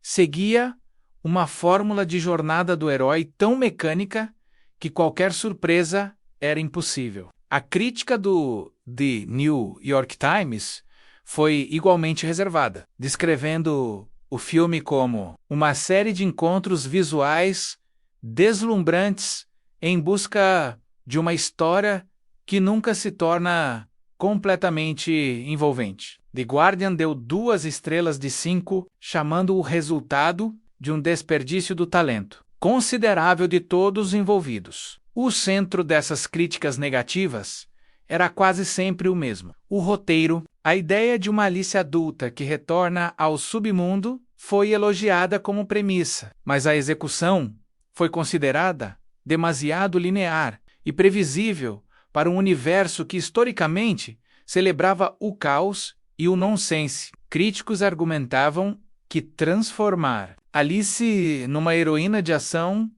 com uma missão clara e um monstro para derrotar tirava do material exatamente o que tornava Carol tão especial, menos a ausência de objetivo. A lógica que zomba de si mesma, a aventura sem destino. Burton tinha domesticado o selvagem, segundo essa leitura. Tinha posto uma estrutura de 3 atos convencional em cima de um texto, que existia precisamente para subverter essa estrutura. Havia também críticas específicas às performances. Mia Wasikowska foi descrita por alguns críticos como apagada ou passiva demais para uma protagonista de ação, sem reconhecer a sutileza intencional da sua abordagem. Johnny Depp foi ocasionalmente criticado por exagero, por um chapeleiro que às vezes parecia ser mais truques de personagem do que personagem de verdade. E Anne Hathaway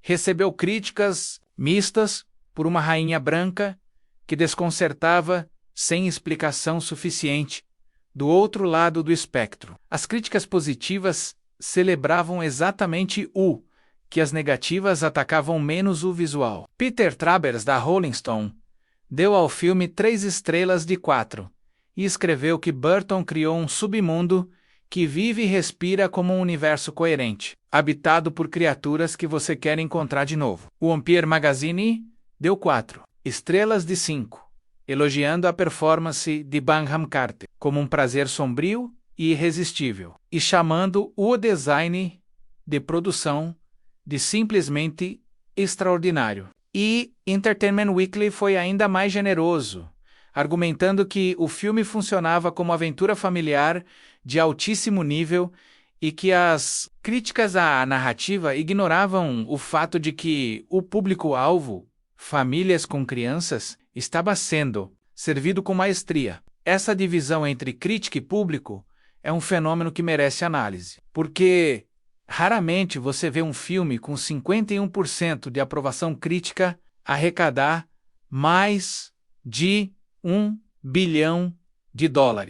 O que isso diz sobre Alice no País das Maravilhas e sobre o que o público estava procurando em 2010 menos é revelador. Parte da resposta está no contexto. O mundo ainda estava emergindo da recessão de 2008 e havia um apetite genuíno por escapismo de alto impacto visual. Avatar tinha reacendido o amor do público por mundos completamente inventados, e Alice, no País das Maravilhas, chegou na onda perfeita dessa redescoberta. Mas há também algo mais específico no apelo do filme que as críticas negativas subestimaram. A história de uma mulher jovem que se recusa a ser o que os outros esperam dela, que encontra coragem num mundo impossível e volta transformada. Menos essa história ressoa de formas muito reais para um público amplo, especialmente para mulheres, jovens, para adolescentes, para qualquer pessoa que já se sentiu pressionada a ser menor do que era para caber num espaço que não foi feito para ela. O filme falava para esse público de forma direta, sem subtexto complicado. E o público reconheceu isso e respondeu. E havia o fator Depp. Em 2010, Johnny Depp estava no ápice da sua popularidade global. O chapeleiro maluco era o tipo de personagem que ele podia habitar de formas que nenhum outro ator facilmente poderia, e o público queria vê-lo naquele papel. A parceria Burton-Depp tinha uma base de fãs enorme e fiel, que certamente contribuiu para aqueles números de abertura extraordinários. Resultado final foi um filme que dividiu a conversa cultural de formas interessantes, menos amado por muitos, reservado por outros, mas impossível de ignorar. E nas bilheterias, pelo menos, o veredicto foi unânime. Alice, no País das Maravilhas, foi um dos maiores sucessos comerciais de 2010 e um dos maiores da carreira de Tim Burton, o que veio da temporada de prêmios e o legado que o filme construiu nos anos seguintes. É a última peça dessa história, quando a temporada de prêmios de 2010 e 2011 chegou. Alice no País das Maravilhas tinha uma posição curiosa na conversa de Hollywood. Era um filme que tinha arrecadado mais de $1 bilhão no mundo inteiro, o tipo de número que normalmente garante pelo menos algum reconhecimento institucional, da indústria menos, mas que tinha recebido críticas suficientemente divididas para afastar os prêmios mais prestigiosos de narrativa e direção. O que sobrou foi um reconhecimento focado exatamente onde o filme merecia, no artesanato técnico e visual que tornava aquele mundo possível. No Oscar de 2011, o 83º da história da Academia,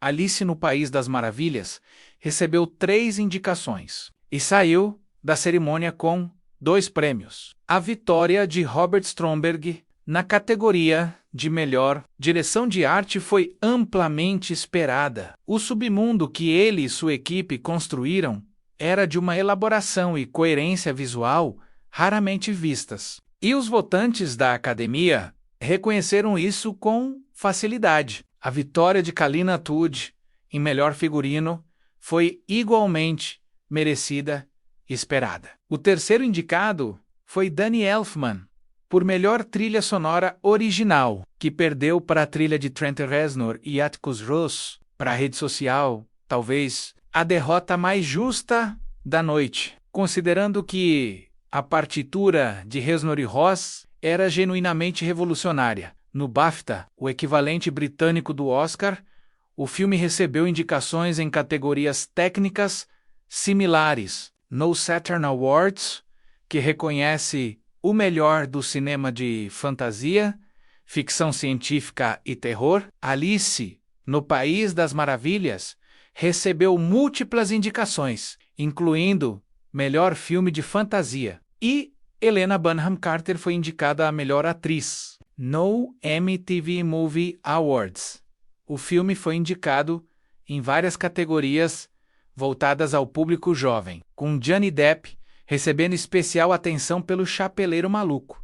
Mas os prêmios, no caso desse filme, são apenas parte da história do seu impacto. O legado real de Alice no País das Maravilhas de 2010 está em algo muito maior do que qualquer estatueta. Ele mudou a estratégia da Disney para os anos seguintes de uma forma que ainda é sentida até hoje. Antes de Alice, a Disney estava numa encruzilhada com suas propriedades de live action. O estúdio tinha tentado algumas adaptações de contos de fadas e clássicos com resultados mistos. Não havia uma fórmula clara, não havia uma visão definida de como traduzir o arquivo imenso de propriedades da Disney, as anima-es clássicas, os livros, os personagens icônicos, para filmes de ação ao vivo que funcionassem comercialmente em escala global para o século XXI.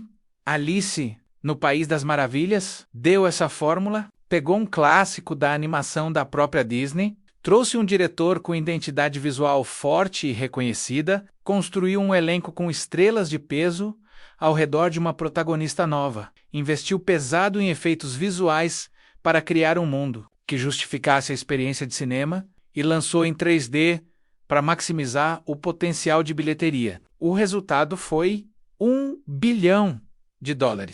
E a Disney prestou atenção. Nos anos seguintes, o estúdio repetiu essa fórmula com uma regularidade impressionante. Maleficent M 2014 com Angelina Jolie, Cinderela em 2015 com Lily James, O Livro da Selva em 2016 com Jon Favreau, A Bela e a Fera em 2017 com Emma Watson e Dan Stevens, Dumbo com o próprio Tim Burton de volta em 2019, O Rei Leão também em 2019, Mulan em 2020, Cruella em 2021, a era dos live-action remakes da Disney, que se tornou uma das estratégias comerciais mais lucrativas e, ao mesmo tempo, mais debatidas da indústria cinematográfica da década de 2010. Nasceu diretamente do sucesso de Alice no País das Maravilhas. É uma herança complicada, porque, ao mesmo tempo que essa estratégia gerou filmes genuinamente bons, O Livro da Selva é considerado por muitos uma melhoria em relação ao original. E Cinderela de Kenneth Branagh é uma joia de adaptação. Ela também gerou uma quantidade considerável de filmes que o público recebeu com entusiasmo. Mas a crítica tratou como exercícios de nostalgia sem alma. O debate sobre o valor artístico dos live-action remakes da Disney é um debate que continua até hoje. E ele começou, em grande parte, por causa do Coelho Branco de 2010. A sequência veio em 2016. Alice através do Espelho, menos baseada livremente no segundo livro de Carol, Through the Looking Glass, foi dirigida por James Bobin, com Tim Burton ficando apenas na produção executiva. O elenco principal retornou quase integralmente Mia Wasikowska, Johnny Depp, Helena Bonham Carter, Anne Hathaway, Sacha Baron Cohen, entrou como personagem novo, o tempo personificado. E a história levou Alice de volta ao submundo para uma aventura, envolvendo viagem no tempo e a revelação do passado do chapeleiro maluco. A recepção de Alice através do espelho foi consideravelmente mais fria do que a do primeiro filme. O Rotten Tomatoes registrou apenas 35% de aprovação crítica, menos bem abaixo dos já medianos 51% do primeiro. E nas bilheterias, o resultado foi muito mais modesto. O filme arrecadou cerca de 299 milhões de dólares mundialmente, comparado ao bilhão do primeiro. A ausência de Tim Burton na cadeira do diretor foi sentida menos sem aquela identidade visual inconfundível, guiando cada frame. O filme teve uma qualidade mais genérica, que nem o elenco estelar conseguiu compensar completamente, mas o impacto cultural do primeiro filme persiste independentemente das recepções mistas da sequência. Alice no País das Maravilhas, de 2010, entrou imediatamente no vocabulário visual da cultura pop. O Chapeleiro Maluco, de Johnny Depp, tornou-se um dos fantasias de Halloween mais populares por vários anos consecutivos. O Vestido Azul de Alice virou ícone instantâneo. A frase "muito louco pra cá, muito louco pra lá", que não é exatamente do roteiro, mas que a cultura popular associou ao filme, menos circulou por anos em camisetas, pôsteres e produtos de toda a natureza à performance, de Helena Bonham Carter, como a Rainha Vermelha, especificamente, desenvolveu uma vida cultural própria. Clipes da personagem circularam na internet muito antes de internet viral ser a força que é hoje. E a personagem foi referenciada, parodiada e homenageada incontáveis vezes nos anos seguintes. O grito de "Off with their heads" entrou numa lista curtíssima de frases de vilões que qualquer pessoa, mesmo sem ter visto o filme, reconhece imediatamente para Tim Burton. Alice no País das Maravilhas representou tanto o maior sucesso comercial da sua carreira, quanto o momento de inflexão. Ele nunca mais dirigiu um filme de escala similar. Seus trabalhos seguintes, Sombras da Noite em 2012, Big Eyes em 2014, Miss Peregrine em 2016, Dumbo em 2019, menos foram projetos menores ou com resultados mais modestos. Há quem argumente que o sucesso monumental de Alice, na verdade, colocou uma pressão sobre Burton que ele nunca resolveu completamente. A expectativa de que cada filme precisava repetir aquela escala era incompatível com o tipo de cinema mais íntimo e pessoal que ele sempre fez melhor para Mia Wasikowska. O filme abriu portas que ela usou para construir uma carreira consistentemente interessante em cinema de autor. Jane Eyre, em 2011. Stoker, em 2013. Crimson Peak, em 2015. Tracks e mais. Ela se recusou deliberadamente a seguir a rota do blockbuster que Alice poderia ter lhe oferecido. E construiu, em vez disso, um corpo de trabalho que a colocou entre as atrizes mais respeitadas da sua geração, mesmo longe dos holofotes mais intensos de Hollywood. E para Lewis Carroll, ou melhor, para o legado de Carroll, o filme de 2010 fez algo que pouquíssimas adaptações conseguem. Trouxe uma nova geração inteira para o texto original. As vendas dos livros de Carroll aumentaram significativamente após o lançamento do filme. Crianças que viram o filme nos cinemas procuraram o livro. Adultos que conheciam a história da animação de 1951 redescobriram os textos originais. Com olhos novos, o submundo de Carroll ganhou vida de uma forma nova para milhões de pessoas. E isso é, independentemente de qualquer debate sobre qualidade cinematográfica, uma coisa boa. Alice no País das Maravilhas de 2010. ou é um filme. Perfeito! Perfeito! A narrativa às vezes é mecânica demais para um universo que foi criado para celebrar o caos. O terceiro ato tem uma qualidade de espetáculo que às vezes pesa mais do que a emoção. E há momentos em que o visual deslumbrante funciona como substituto de profundidade dramática em vez de amplificador dela. Mas é um filme que sabe exatamente o que quer dizer, que diz com convicção e com beleza visual rara, que criou um mundo que as pessoas quiseram visitar e revisitar, e que colocou no centro de um espetáculo de 200 milhões de dólares. Uma mensagem que qualquer pessoa que já se sentiu pequena demais, estranha demais, inconveniente demais para o espaço que o mundo preparou para ela, pode reconhecer e guardar. O coelho ainda está ali. O buraco ainda está aberto. E a única pergunta que importa é: você vai correr?